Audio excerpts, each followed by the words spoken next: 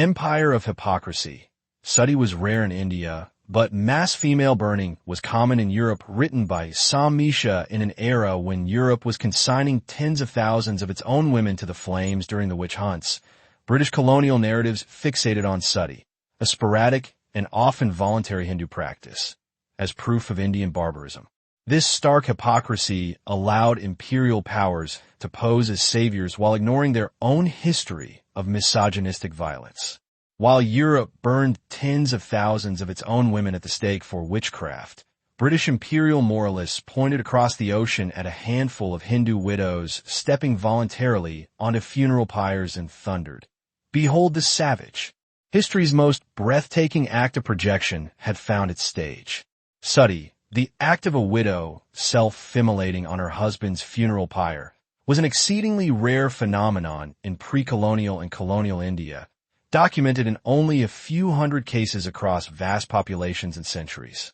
Historians like Anant have estimated that, even at its peak in medieval times, only an infinitesimal number of widows in the general population were immolating themselves, adding that in the Deccan and central India, not more than one widow in 1,000 used to mount the funeral pyre.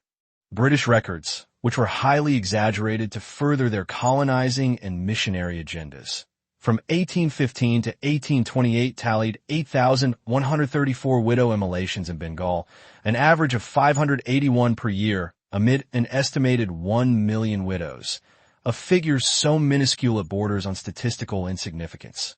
In stark opposition, Europe's witch hunts between the 15th and 18th centuries unleashed a torrent of institutionalized violence, executing up to 60,000 individuals, predominantly women, under the guise of purging demonic influences.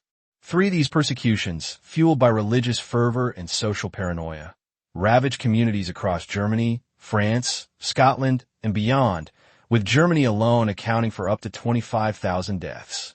While colonial powers decried Sati as a symbol of Eastern barbarism to justify their civilizing mission, their own societies were still extinguishing the embers of similar atrocities, revealing a profound hypocrisy in the moral narratives of empire. This disparity is not merely numerical, but emblematic of how history is wielded as a tool of power. Sati, often voluntary and generally confined to elite strata, was exaggerated by British missionaries and administrators into a pervasive horror to legitimize colonial rule. In contrast, the witch hunts represented a systematic, state-sanctioned campaign against women, often targeting healers, midwives, and the marginalized amid economic upheavals following the Black Death and the Reformation. Colonial construction of Sati. Myth and manipulation. The portrayal of Sati as a rampant scourge in Hindu society was not an organic revelation, but a deliberate construct of British colonial ideology. Following the Battle of Plassey in 1757, which marked the ascendancy of the East India Company, administrators sought moral pretexts to cloak their economic exploitation. Christian missionaries, restricted from proselytizing until the Charter Act of 1813, bombarded the British Parliament with sensationalized accounts of Hindu atrocities to gain entry into India. Sati emerged as their quintessential emblem of Oriental depravity, inflated from isolated incidents into an epidemic that demanded Western intervention. Historian Ladamani, in her seminal work Contentious Traditions, The Debate on Sati in Colonial India, argues that the discourse surrounding Sati was less about the welfare of Indian women and more about redefining Hindu tradition to suit colonial agendas. Missionaries like William Carey propagated wildly inflated figures, claiming 10,000 to 100,000 annual cases, to galvanize support for evangelical efforts. Yet, these claims crumbled under scrutiny. Comprehensive analyses of epigraphic and historical record from 1900 BCE to 1900 CE reveal fewer than 500 documented instances of Sati in South India, roughly one every 8 years over the millennia. Even in Bengal, where Sati was relatively more common due to socio-economic factors like land inheritance laws under the Permanent Settlement of 1793, the practice affected a negligible portion of widows. This exaggeration served multifaceted purposes. Economically, it diverted attention from colonial policies that precipitated famines, such as the Bengal famine of 1770, which claimed up to 10 million lives.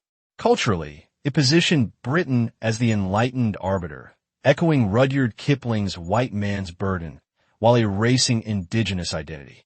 This narrative persists in modern discourse, equating colonialism with progress and overshadowing the economic drain, estimated at $45 trillion by economist Utsa Putnaik, that impoverished India. The irony is palpable. While Britain lamented a phantom epidemic of Sati, its own history was marred by the very real pyres of witch persecutions, which claimed lives on a scale Sati never approached. Historical evidence and regional variations to demystify the prevalence of Sati. One must delve into its historical footprint, which reveals a practice far from ubiquitous. Ancient accounts, such as those by the Greek traveler Megasthenes in the 4th century BCE, mention only isolated cases among Indian elites. Dutch observer Francisco Pelsaert, writing during the reign of Mughal Emperor Jahangir, remarked that there are hundreds or even thousands who do not do it. Italian nobleman Pietro della Valle, who traveled through India in the 1630s, likewise noted that the burning of widows upon their husbands' deaths was optional and that indeed few practice it. Francois Martin of the French East India Company, who lived in India from 1669 until his death in 1706, similarly observed that the custom was not very widely practiced now. Author Meenakshi Jain points out that even officials of the East India Company maintained, well into the late 18th century, that sati was not a common practice. In 1770, Alexander Dow asserted that it had almost disappeared and was not reckoned a religious duty, as had been very erroneously supposed in the West. George Forster wrote in 1782 that many Hindu widows, particularly in the Maratha regions, held significant power and influence through their abilities, wealth, connections, or political involvement. Eliza Fay, the wife of a judge of the Supreme Court in Calcutta, wrote in September 1781 that she had never had an opportunity of witnessing the various incidental ceremonies, nor have I ever seen any European who had been present at them. John Malcolm, who administered central India, including Malwa, observed that the practice had been most widespread when the Rajputs held power and prestige, but that the Marathas had rendered this practice very rare. Jain adds that the Aaron inscription of 510 CE indicated Sati's emergence during socio-political upheavals rather than as a Vedic or religious mandate. Mughal emperors like Akbar and Jahangir attempted to regulate it, viewing it as a curious Hindu custom rather than a widespread crisis. In vast swaths of South India, sati was virtually absent, while in North India, it was largely confined to martial communities like the Rajputs, where it sometimes merged with jauhar, collective self-immolation during sieges to evade capture by invaders. Historian Roshen Dalal attributes its sporadic rise after 500 CE to feudal dynamics, with a decline by the 17th century, until colonial sensationalism revived its notoriety. Colonial records, despite their biases, affirm this. The surge in documented cases in Bengal post-company rule often stemmed from Zamindar's coercion to circumvent inheritance rights, rather than for religious fervor. Even assuming underreporting, sati affected perhaps 1 in 50,000 widows, a rarity comparable to modern anomalies like honor killings in other societies. In empires like Vijayanagara or the Marathas, it wasn't very important, underscoring their elite, regional character. Scriptural underpinnings the foundational texts of Hindu Dharma. The Vedas, Upanishads, and epics do not enshrine sati as a compulsory rite, but, when it is mentioned, frame it as a voluntary expression of devotion. The Rig Veda, 10.18.78, frequently misinterpreted, explicitly urges widows to rise from the pyre and embrace life for their progeny. Rise up, woman, come to the world of living beings. Come, he lies lifeless. You have fulfilled the wifehood of this husband. No Vedic hymn commands immolation. Instead, longevity and familial duties are emphasized. Later Smrtis vary in tone. The Manusmriti, 5.157 to 158, extols chaste widowhood but prioritizes child-rearing over death. The Yajnavalkya Smriti advocates asceticism, not fire. Puranas like the Garuda Purana praise voluntary sagamana for spiritual merit, promising heavenly reunion, but only if uncoerced.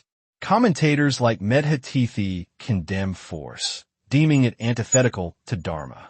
The Parashara Smriti, 4.28 to 30, often cited as an endorsement, reflects later interpolations amid invasions, not the core Vedic ethos. Swami Vivekananda, one of India's greatest reformers and spiritual leaders, dismissed sati as a social custom gone wrong, not an intrinsic Hindu institution. The Artha-shastra's silence on penalties for coercion further underscores its voluntary nature. In essence, scriptures portray sati as the apex of pativrata, devotional purity, but subordinate to grihastha responsibilities, with coercion rendering it void. Madhuri's immolation, grief, agency, and epic archetype, the Mahabharata provides one of Sati's earliest literary depictions in the tale of Queen Madhuri, offering a window into its voluntary, emotion-driven essence. In the Adi Parva, Section 117, Madhuri, second wife to King Pandu and mother to twins Nakula and Sahadeva, conceived via divine boon, ascends the pyre after Pandu's death from a curse prohibiting intimacy. Pandu, exiled to the forest due to a hunting mishap, succumbs when Madhuri's allure overcomes his restraint. Overwhelmed by guilt, Madhuri declares, "I'm the cause of the king's death. How can I live without him?" Despite pleas from Kunti and sages to prioritize motherhood, Madhuri's resolve prevails. "My heart follows him. Let me share his savagery of witch hunts." While the British colonial authorities in India condemned and eventually banned the practice of sati, the immolation of widows on their husbands' funeral pyres, much of Christian Europe was engulfed in its own frenzy of lethal persecution against supposed witches during the same broad era, a period historians sometimes call the Burning Times, roughly 1450 to 1750. Across the continent, an estimated 60,000 people were executed on charges of witchcraft, with women making up roughly 80% of the victims. The infamous Malleus Maleficarum, Hammer of Witches, published in 1486, gave theological and legal sanction to rampant misogyny, declaring women inherently more vulnerable to demonic temptation and satanic pacts because of their supposed moral weakness and carnal nature. The worst outbreaks occurred in the German-speaking lands of the Holy Roman Empire, 25,000 executions, Switzerland, and parts of France and the Low Countries, with a particularly intense wave between 1580 and 1662. In mainland Europe and Scotland, convicted witches were typically burned alive, a punishment intended to mirror the eternal flames of hell and prevent their bodies from rising again. England and its North American colonies, by contrast, generally preferred hanging. This was an age steeped in fear of the supernatural. Crop failures, diseased livestock, infant deaths, and personal misfortunes were routinely blamed on the devil and his human agents. At the same time, post-Reformation Europe was obsessed with religious uniformity. Entering a pact with Satan was therefore framed not only as heresy, but as treason against both God and the state. Secular and ecclesiastical courts, armed with anti-witchcraft statutes, used torture to extract confessions, creating a self-reinforcing cycle of accusation and terror. Far from the stereotypical cackling, warty crone of later folklore, most of those accused were ordinary villagers, healers, midwives, poor widows, or simply people who had quarreled with neighbors, refused charity, or stood out in any way that made them convenient scapegoats for a community's anxieties. A single denunciation could spiral into mass trials and executions, tearing apart entire regions in waves of paranoia and violence that dwarfed, in both scale and brutality, the colonial critique Britain later leveled at sati. England's witch pyres endured into the 18th century. The last burning for petty treason was Catherine Murphy's in 1789 at Newgate, strangled, then tormented for coining. This prompted the Treason Act 1790, replacing burning with hanging. Precedents included Joan of Arc, 1431, and Elizabeth Gaunt, 1685. This institutionalized brutality, persisting amid Enlightenment stirrings, exposes the hypocrisy. Colonizers who saved Indian women overlooked their own gender genocides. Lingering shadows. Executions in America. The Salem witch trials of 1692 in Massachusetts Bay Colony stand as one of the most notorious episodes of the broader European witch-hunting panic. Beginning in early 1692, over 200 people, mostly women, were accused of witchcraft, sparked by the bizarre behavior of a group of young girls who claimed to be tormented by spectral visions. These afflicted children, some as young as 9, became the primary accusers, crying out against neighbors, relatives, and even strangers. 19 of the accused, 14 women and 5 men, were ultimately convicted and hanged on Gallows Hill. One man, Giles Corey, was pressed to death for refusing to enter a plea. No one was burned at the stake. Burning remained rare in English tradition, but the trials were lethal enough. Crucially, children's testimony carried extraordinary weight. In the 17th century worldview, the young were often regarded as spiritually pure and therefore especially sensitive to demonic influence. Paradoxically, this made them ideal witch-finders. As English folklorist Christina Hull notes in her study, A Mirror of Witchcraft, the practice of using children to detect witches was commonplace in English villages throughout the century. Certain children gained local or even regional fame for their supposed ability to identify malefic neighbors simply by falling into fits or pointing fingers in court. Salem was not an aberration. It was a particularly explosive outbreak of a transatlantic pattern in which the voices of the young, amplified by adult fear and theology, could send ordinary people to the gallows. These late echoes coincided with Britain's anti-Sati campaigns, underscoring the irony of colonial civilizing claims. Closure Sati's abolition, though a progressive measure, ultimately served to conceal the deeper machinery of colonial exploitation. Bentinck's 1829 Act, shaped partly by Ram Mohan Roy's arguments, unfolded against the backdrop of famines that claimed millions, calamities rooted in British policies, yet conveniently omitted from the moral narrative. Missionaries like William Carey denounced Hindu evils with fervor, even as Europe's own history bore the scars of 60,000 witch executions. This selective outrage became the foundation of an imperial storyline in which Sati symbolized Eastern barbarism while Western atrocities were quietly set aside. The pattern is unmistakable. Empire thrived not on altruism, but on myths deployed to legitimize domination. The sharp contrast between Europe's vast, centuries-long landscapes of flame and its pointed indignation toward a statistically rare, often voluntary practice exposes a deeper truth. The moral discourse of empire was never about protecting women. It was about asserting authority. British officials seized upon Sati as a ready-made moral alibi, a rhetorical shield that justified conquest, diverted attention from economic plunder, and reframed India as a civilization in need of rescue, even as Europe's own explicitly misogynistic witch persecutions still smoldered in living memory.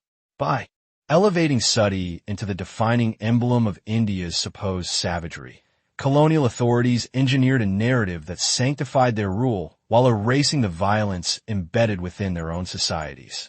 To revisit this constructed contrast is not to defend Sati, but to dismantle the imperial myth-making that continues to shape global perceptions of history, morality, and power.